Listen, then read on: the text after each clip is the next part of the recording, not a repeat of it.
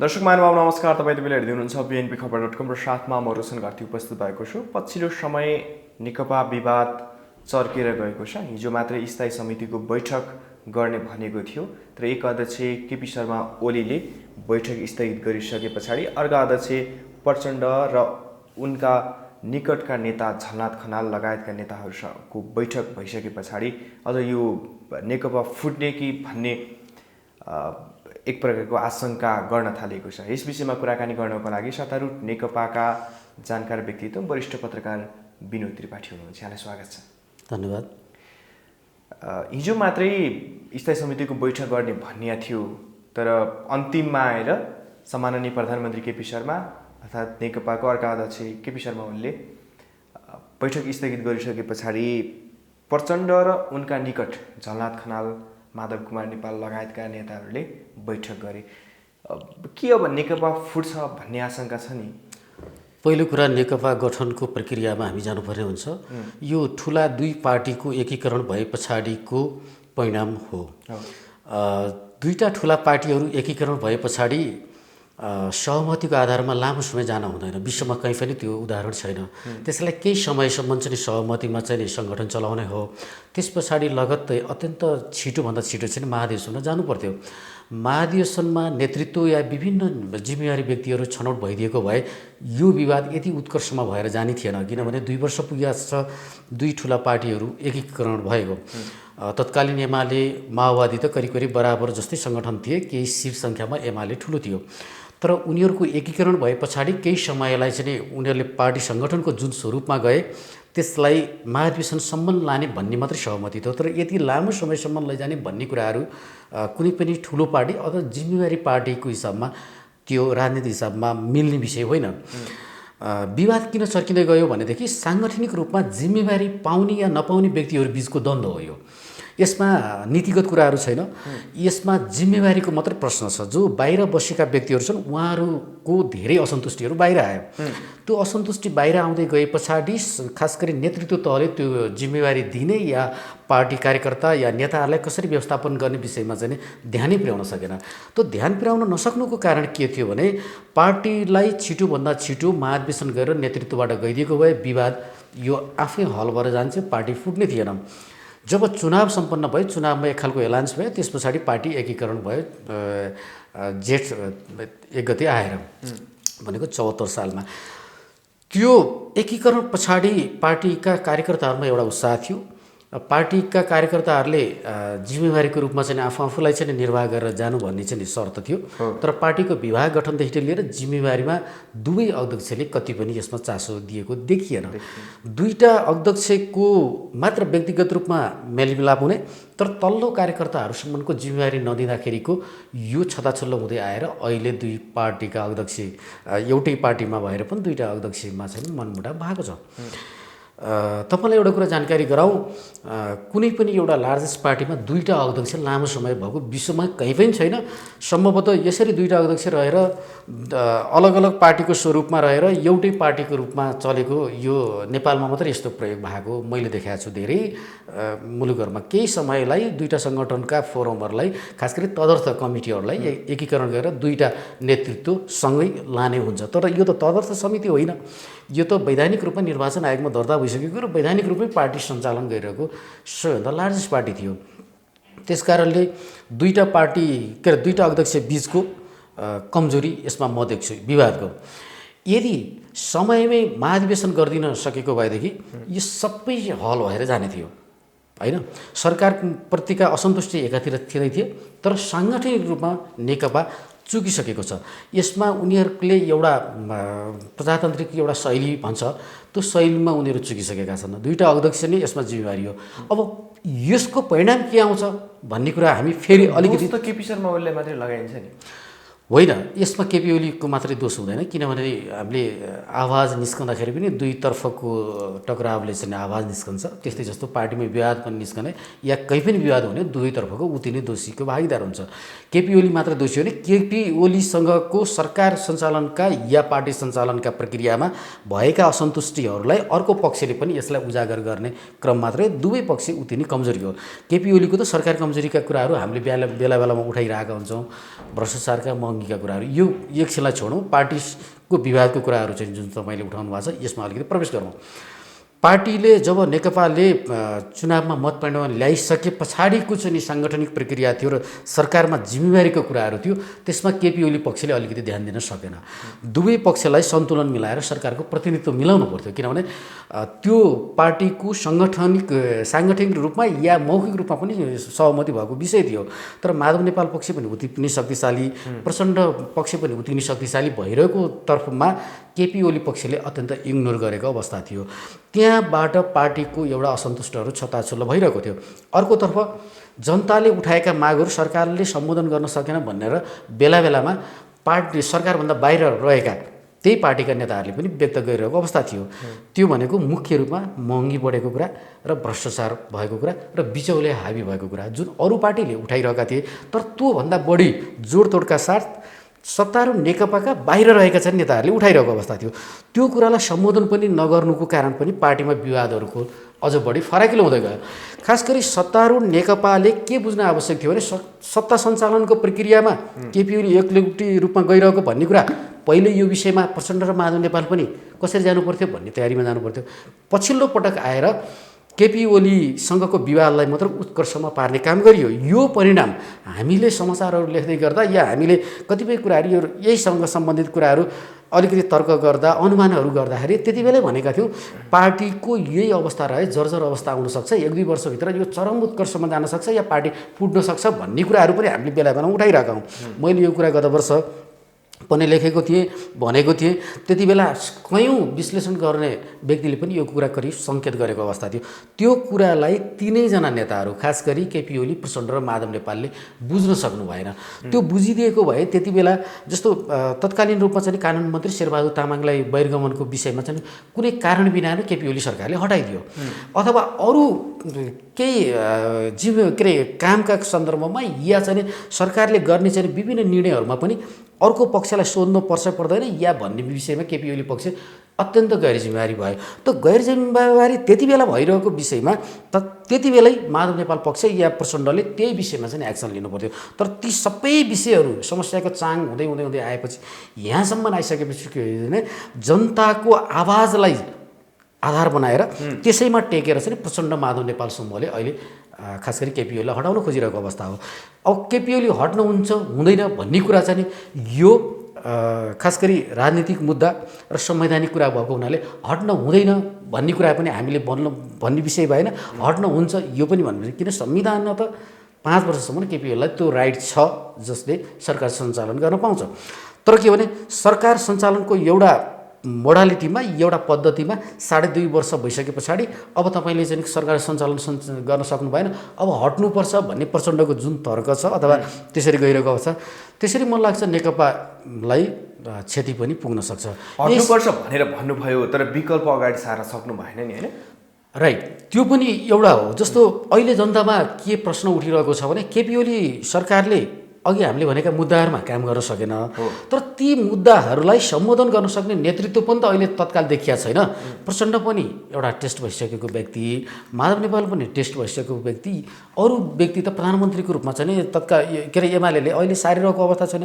यो घडीसम्म आउँदाखेरि बरु यही सरकारलाई सुधार गरेर लैजाने, यही सरकारलाई कसरी अगाडि बढाएर लैजाने भन्ने विषयमा बेटर हुनसक्छ भन्ने पनि अहिले पछिल्लोबाट आवाज उठिरहेको छ। अब एमाले र तत्कालीन माओवादीको स्वरूपमा चाहिँ विभाजनको प्रक्रिया या त्यो तरिकाको बाँडफाँडमा चाहिँ यो नेकपा गएको भएदेखि बरु त्यति ठुलो असर पर्दैन थियो, अथवा त्यो भनेको के हुन्थ्यो भने सानो पार्टी या ठुलो पार्टी भएर चाहिँ रहन सक्ने अवस्था थियो। तर के भइदिएको छ भनेदेखि अलिअलि माओवादी अलिअलि एमाले मिक्स भएर पार्टीमा एउटा खालको भनौँ न धाँजा फाटेको भन्छौँ नि हामी, त्यसरी चाहिँ एउटा चाहिँ फुटका सङ्केतहरू देखिएका छन्। यो फुटको सङ्केत तपाईँलाई जानकारी गराउँ 5-6 महिना अगाडि नै तत्कालीन के अरे यो एमालेमा के अरे कम्युनिस्ट पार्टीमा देखिएको हो। खास गरी के थियो भने एमाले र माओवादीको विवादभन्दा पनि प्रचण्ड र नेपाल समूहको र केपी ओली समूहको चाहिँ रूपमा बढी गयो, जसले गर्दाखेरि गृहमन्त्री रामबहादुर बादल त्यति बेला पनि शक्तिशाली हुँदाहुँदै पनि के भइदियो भनेदेखि सरकारमा बसेका आधारमा नैतिकताको रूपमा पनि केपी ओलीलाई चाहिँ नै साथ दिएको रहेको अवस्था भयो। जसले गर्दा केपी ओलीलाई के भइदियो भनेदेखि होइन सरकारलाई मजबुत बनाएर अझ बढी चाहिँ नि सचिवालयदेखि स्थायी कमिटीसम्म केन्द्रीय कमिटीसम्म चाहिँ म मजबुत रूपमा चाहिँ सरकारको समर्थनका साथीहरू जुटाएर चाहिँ अगाडि बढ्छु भन्ने चाहिँ दम्भ आयो।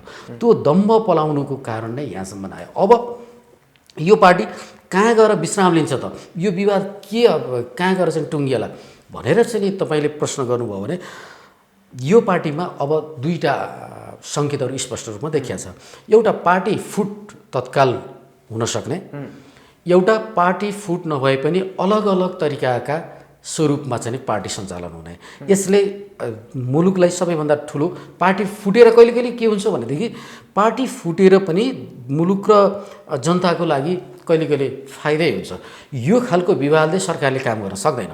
बरु विवाद रहित तरिकाले सामान्य बहुमत भयो भने त्यो सरकारले राम्रोसँग काम गर्न सक्छ। अल्पमत सरकारले पनि राम्रो काम गरे हुन्छ नि। नेकपाका उपाध्यक्ष वामदेव गौतमले अगाडि सार्नु भएको छ नि पार्टीलाई एक भएर अगाडि बढाउने, त्यो बुदाहरू ठिक छ नि?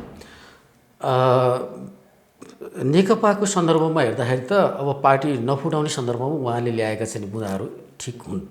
किनभने पार्टीलाई मिलाउँ र 5 वर्षसम्म केपी ओलीलाई नै सरकार चलाउन दिउँ र अर्का अध्यक्षलाई नै त्यही रूपमा जिम्मेवारीमा जाउँ र यो मिलाएर लैजाउँ भन्ने चाहिँ वामदेवको हिजोको यो जुन बुदाहरू चाहिँ सार्वजनिक भएको छ त्यो कुरा अगाडि आएछ।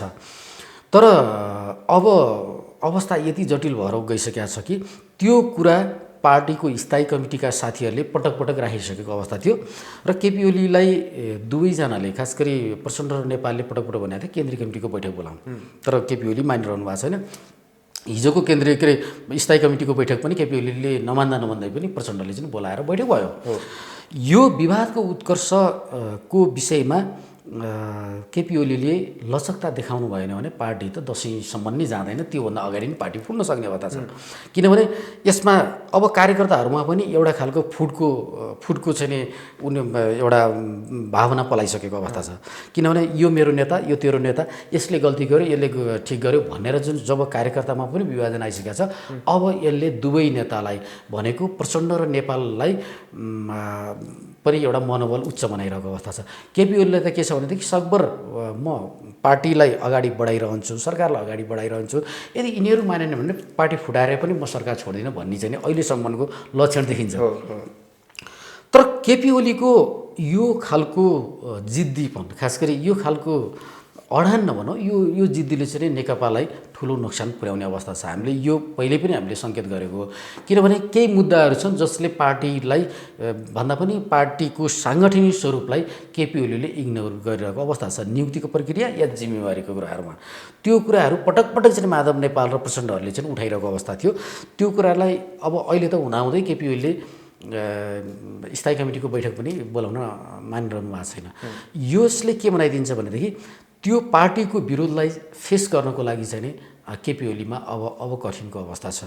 जब उहाँलाई चाहिँ जति फेस गर्न कठिन अवस्था पर्दै जान्छ, उहाँले अब म कि पार्टीमा सुरक्षित रूपमा अवतरण गर्नको लागि चाहिँ नि जानुपर्ने हुन्छ भनेर चाहिँ उहाँले अलिकति ब्याक हुनु पर्यो। होइन भनेदेखि उहाँले पार्टी सञ्चालनको प्रक्रियामा उहाँ चाहिँ अहिले जुन जिम्मेवारीमा हुन्छ त्योभन्दा बाहिर रहन सक्ने अवस्था हुन्छ। खास केपी शर्मा ओली किन लचक बन्न सक्नु भएको छैन? कतिपय कुराहरू मान्छेको व्यक्तिगत स्वभावको कारण पनि हुन्छ। केपी ओलीको अलिकति विगतका पृष्ठभूमिलाई हेऱ्यौँ भने पनि हामीले त्यो कुराहरू पाउँछौँ। उहाँ कहिल्यै पनि पार्टीमा पदीय हिसाबमा पहिलो भयो के अरे दोस्रो या तेस्रो भए पनि उहाँले आफूलाई जहिले नै सुपेरियरै बनाउनु भयो अथवा त्यो रूपमै उहाँ प्रस्तुत हुनुभयो। कसैको नेतृत्वलाई नै उहाँले खासै स्वीकार गर्नु भएन। हिजोको माधव नेपाल महासचिव हुँदाखेरि जति बेला पार्टीमा शक्तिशाली महासचिव थियो तत्कालीन एमालेमा, त्यो बेलामा पनि उहाँले आफूलाई सुपेरियरै बनाउनु भयो। त्यो आफ्नो व्यक्तिगत स्वभावको हरेक सबै व्यक्तिमा हुँदैन, केही व्यक्तिमा लागु हुन्छ। त्यो शैलीको कारणले उहाँले आफूभन्दा जिम्मेवारी साथीहरूलाई, कतिपय आफूभन्दा तल्ला साथीहरूलाई पनि समेटेर लैजानुपर्छ, उनीहरूका भावनालाई पनि मैले बुझ्नुपर्छ, सुन्नुपर्छ भन्ने केपी ओलीमा त्यो रहेन। पहिलो कुरा। दोस्रो कुरा, नेपालको कम्युनिस्ट पार्टीको इतिहासमा हामी प्रवेश गर्नुपर्छ। नेपालको कम्युनिस्ट पार्टीहरूमा जहिले पनि के हुँदै आएको छ भने 2006 सालबाट यहाँसम्म आउँदाखेरि हरेक नेताहरूको चरित्र एउटै छ। तपाईँ 2 वर्षसम्म चाहिँ नि एउटै पार्टीमा रहेर त्यो पार्टीको साङ्गठनिक रूपमा नफुटालिकन सबैलाई समेटेर अझ भएका अरू बाहिर भएकालाई पनि समेटेर ल्याएर कम्युनिस्ट पार्टीको नेतृत्व गर्न सकेको उदाहरण कहीँ पनि छैन। नेपालको कम्युनिस्ट पार्टीको हेऱ्यौँ भने फुटेर गएको छ कि टुक्रिएकै छ कि कुनै न कुनै नेताहरू बाहिरिएको छ। अहिले पनि हेर्नुभयो भने माओवादीको त्यो युद्ध पछाडि पनि पार्टी कुन रूपमा यहाँसम्म आइसक्यो। खास गरी अहिले माओवादीको त एकजना प्रचण्ड मात्रै भए जस्तो अवस्था छ। मोहन वैद्य, बाबुराम भट्टराई त्यहाँ ती सारा चाहिँ नि बाहिरिएको अवस्था छ।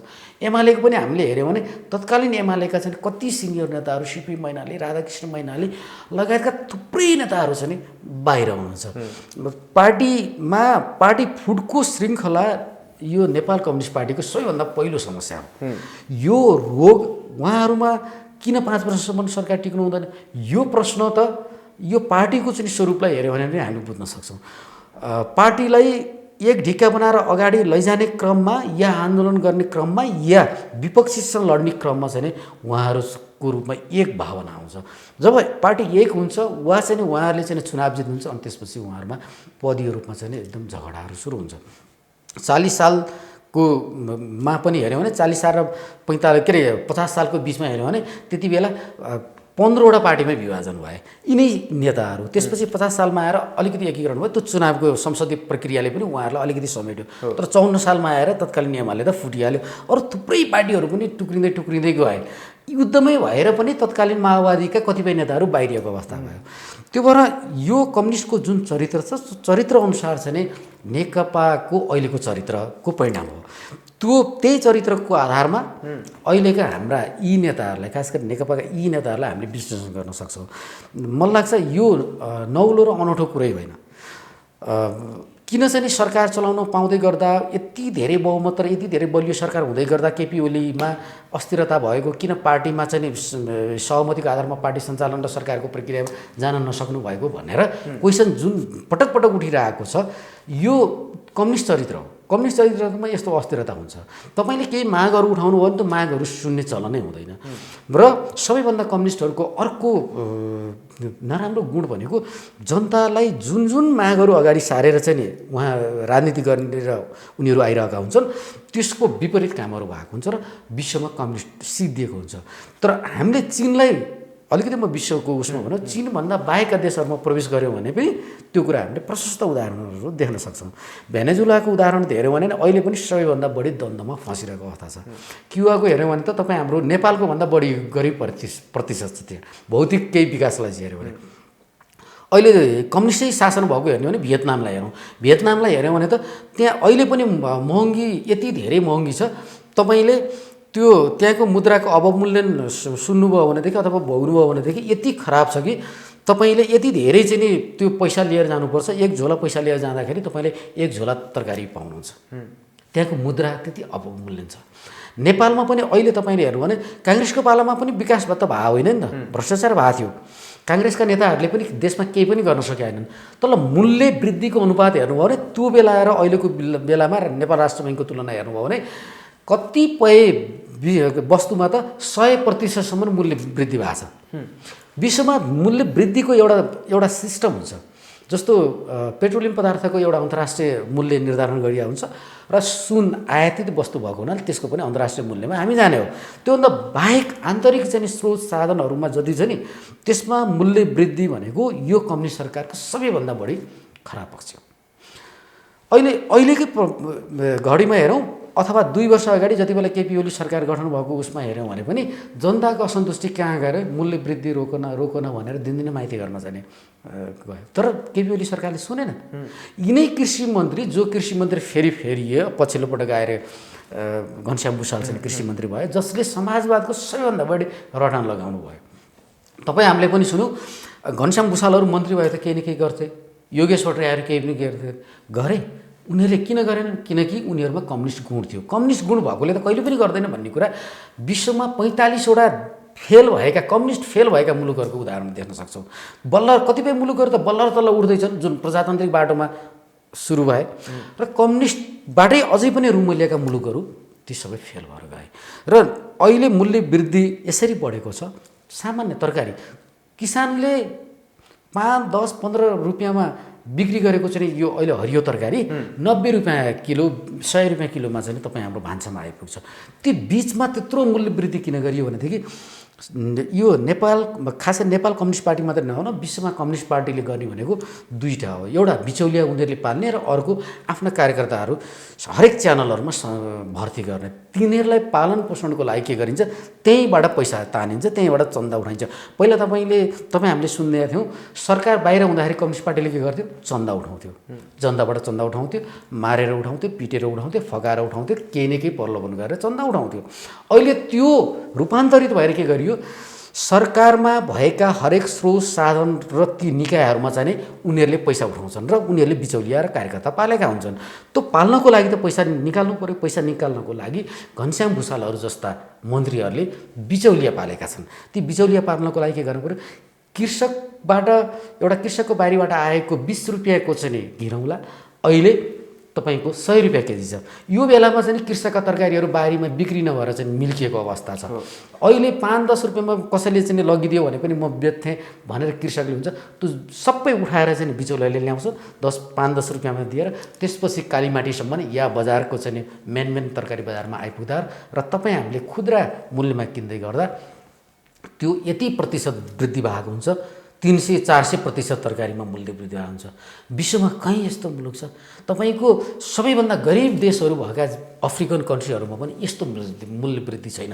अहिले यो मूल्य वृद्धि किन भएको हो भनेदेखि कम्युनिस्ट चरित्रको कारणले हो। घनश्याम भुसालहरू जस्ता कम्युनिस्ट चरित्रका मन्त्री भइन्जेल अहिले पनि घनश्याम भुसालहरूका आदर्शका कुराहरू तपाईँ हामीले सुन्यौँ भनेदेखि मान्छेहरूले यसो हेऱ्यो भनेदेखि यस्तो व्यक्तिले पनि यस्तो फटाया काम गरे होला भन्ने लाग्छ, मान्छेलाई विश्वास लाग्छ। किनभने त्यो विश्वास अब विश्वास गर्नुहुन्न भनेर जित्नको लागि 70 वर्ष लागेछ। 2006 सालमा जन्मिएको कम्युनिस्ट पार्टी अहिले 77 सालसम्म आउँदाखेरि कम्युनिस्ट पार्टी भनेको त खराब तरिकाले अगाडि बढ्दो रहेछ र उनीहरूले शासन सत्ता जनताको लागि रहन्छ। जब उनीहरू सत्तामा पुग्छन् आफू लडेर काम आफू भागको लागि काम गर्ने हुन् र भ्रष्टाचारको लागि उनीहरू लड्छन्। उनीहरू पदीय स्वार्थ मिलेन भने उनीहरू फुटेर पनि जनतालाई दुःख दिन्छन् र जनताप्रति धोका र गद्दार गर्छन् भन्ने कुरा अलिअलि त बल्ल महसुस गरेँ। भनेको हामीलाई कम्युनिस्ट पार्टीको चरित्र बुझ्न 70 वर्ष लागेछ।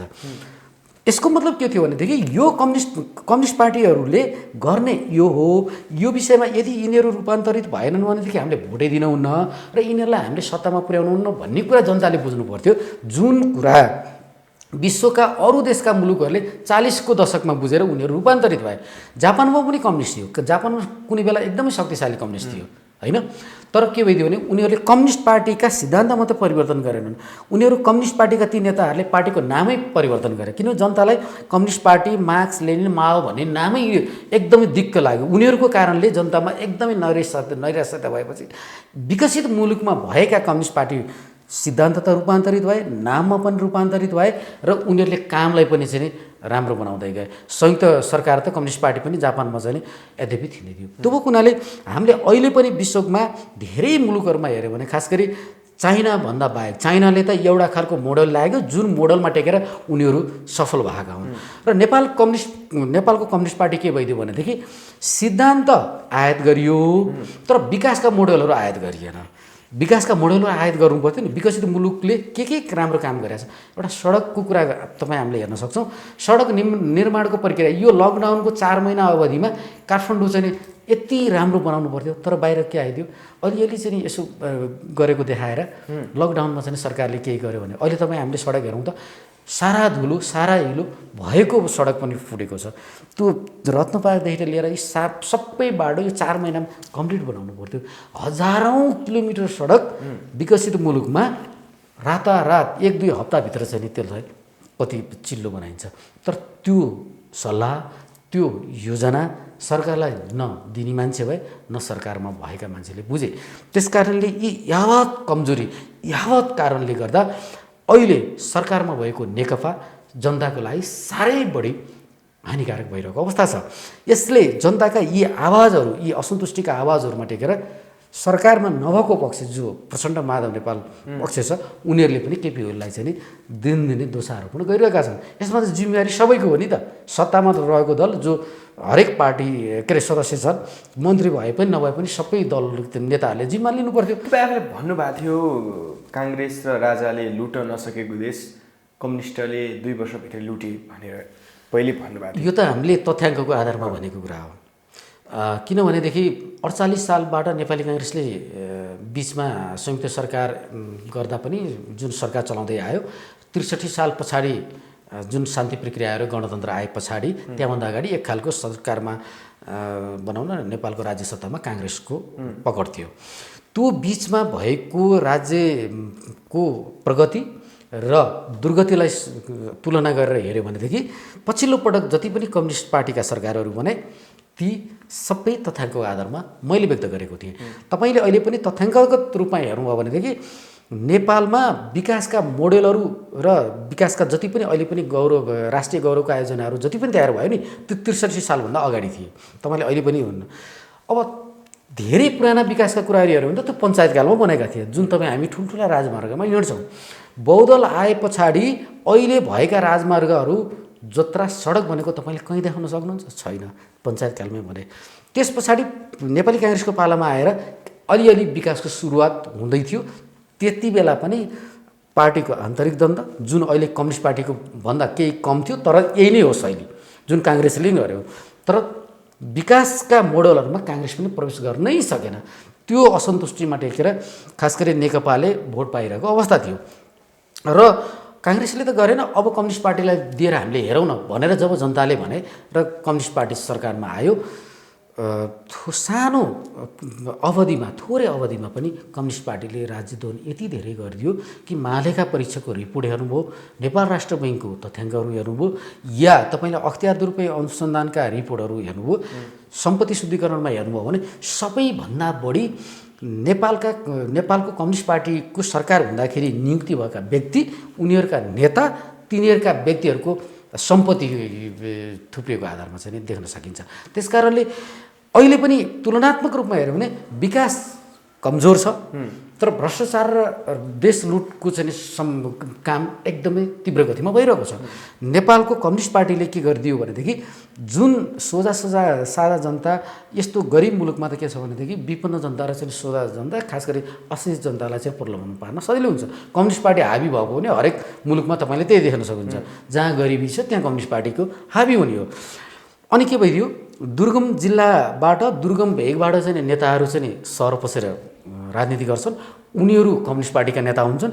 अरू एनजिओ, आइएनजिओ या सञ्चार क्षेत्रमा लागेका पनि तपाईँको कम्युनिस्ट पार्टीमा आबद्ध भइरहेका हुन्छन्। कुनै रूपमा पार्टीमा लागेका फुल टाइमर भएर काम गरेका कार्यकर्ता हुन्छन्, एनजिओ, आइएनजिओ या सञ्चार क्षेत्रमा लागेका पनि कम्युनिस्ट पार्टीका ती विभिन्न कार्यकर्ताहरू कुनै न कुनै रूपमा हुन्छन्। पत्रकार पनि त कम्युनिस्ट पार्टीका ज्यादा देख्नुहुन्छ नि त तपाईँले।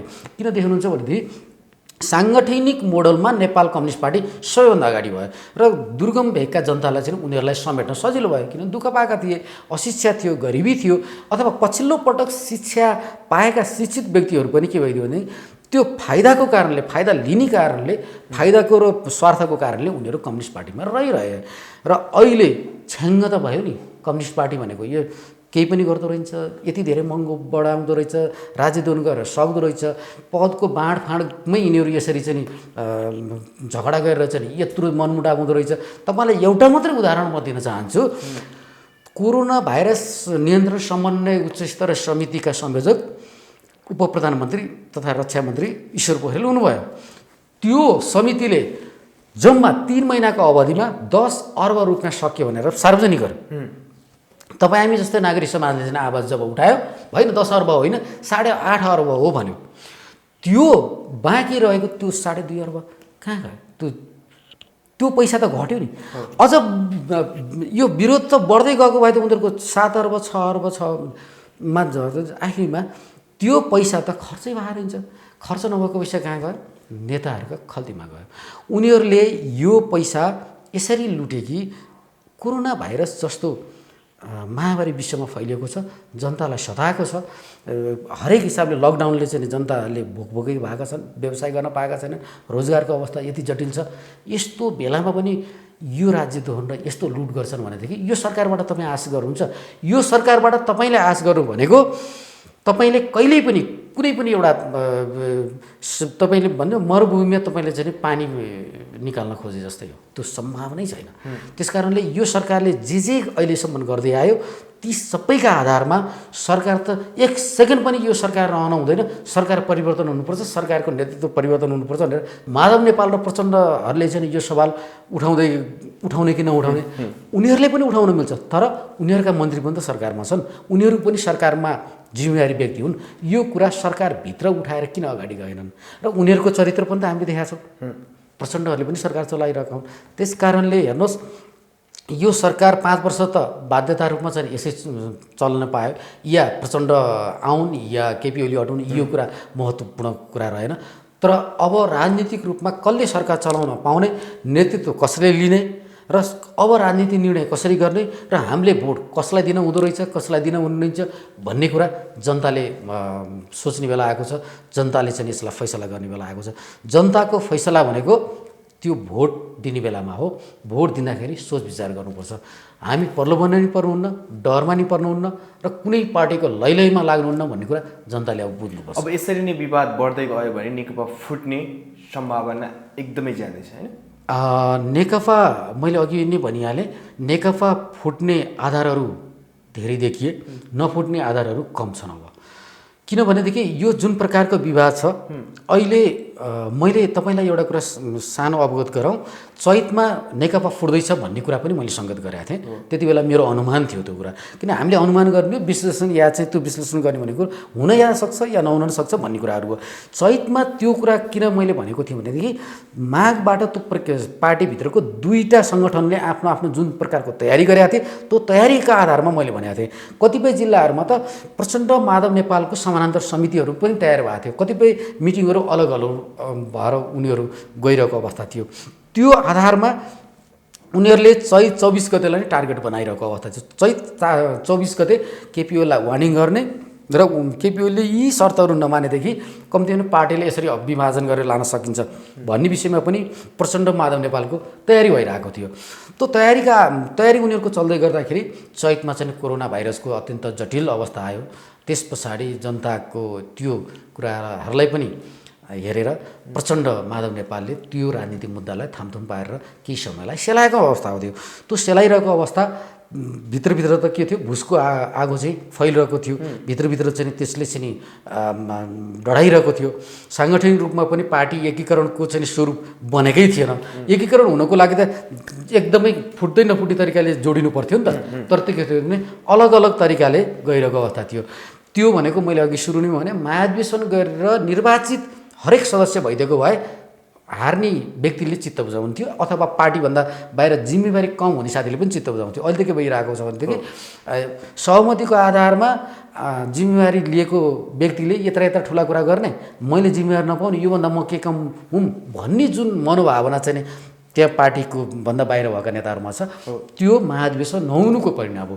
जब चैतमा यो कुराहरू जब बढ्दै थियो, त्यस पछाडि लकडाउन खुकुलो हुँदै गए पछाडि मैले नै भनेको थिएँ, धेरै हामी जस्तो केही व्यक्तिहरूले अनुमान गरेका थियो लकडाउन खोल्ने बित्तिकै यो पार्टीको विवाद चर्केर जान्छ र पार्टीको यो विवादले उत्कर्ष रूप लिन्छ। तपाईँले देख्नुभयो परिणाम आयो।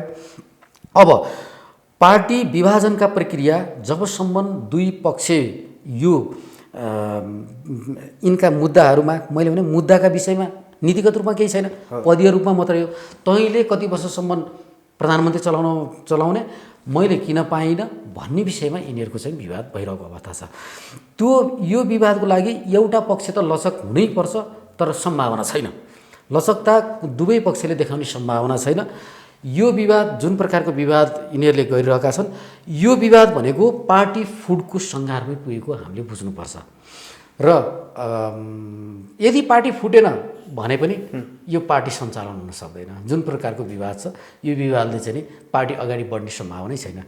किन भन्नुहुन्छ भनेदेखि पार्टी सञ्चालनको प्रक्रियामा सहमति हुन जरुरी छ, भित्र आन्तरिक रूपमा विवाद मिल्न जरुरी छ।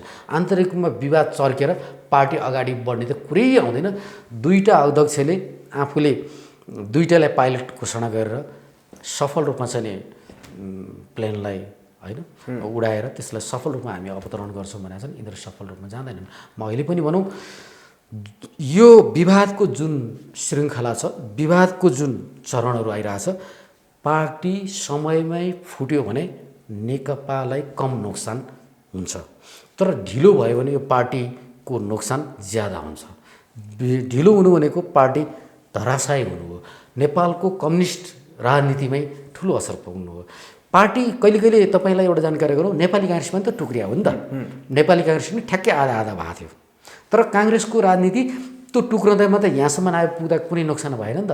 पछि मिले टुक्रेर नोक्सान हुने होइन, पार्टी विस्फोट भएर ध्वस्त हुन्छ नि त्यसपछि सिद्धिने हो। हामीले पश्चिम बङ्गालमा हेरौँ न, ज्योति बसुको नेतृत्वमा भाकपा मालेले 24-25 वर्ष शासन गर्दा पनि कुनै उपलब्धि भयो? अहिले त्यहाँ पछिल्लो मत परिणाम हेर्नुभयो भने त्यहाँको 0% छ। त्यत्रो भनेको तपाईँको पश्चिम बङ्गाल भनेको भारतको त एउटा स्टेट हाम्रो नेपाल जत्रो छ। त्यस कारणले हामीले हरेक देशका यस्ता एक्जाम्पलहरूलाई हेर्न सक्छौँ कि पार्टी सामान्य रूपमा मनमुटाव भएर अलग हुनु भनेको त्यसलाई सामान्य रूपमा हुन्छ, भोलि जोड्न पनि सक्ने अवस्था हुन्छ। चुनाव सम्बन्धमा जाँदा या महाधिवेशनमा जाँदाखेरि पार्टी एकीकरण गरेर फेरि हामी एउटा यो महाधिवेशन नेतृत्वको लागि अगाडि बढौँ भन्ने पनि अवस्था रहन्छ। तर पार्टी चरम रूपमा चाहिँ विस्फोटको रूप लिएर चाहिँ टुक्रा भन्छ नि एउटा ध्वस्त भएर सिद्धियो भनेदेखि त्यसले कम्युनिस्ट राजनीतिलाई नै ध्वस्त बनाउने हो अथवा त्यो राजनीतिक लाइनलाई खतम बनाउने हो। अहिले यो विवादको जुन स्वरूप तयार भएको छ, जुन चरणमा गएको छ, यसले पार्टी जति ढिलो यिनीहरू अलग हुन्छन् उति धेरै चाहिँ कम्युनिस्ट पार्टीलाई नोक्सान पुग्छ। हस्, यहाँको समय र विचारको लागि धेरै धेरै हस्, यहाँलाई पनि धन्यवाद छ।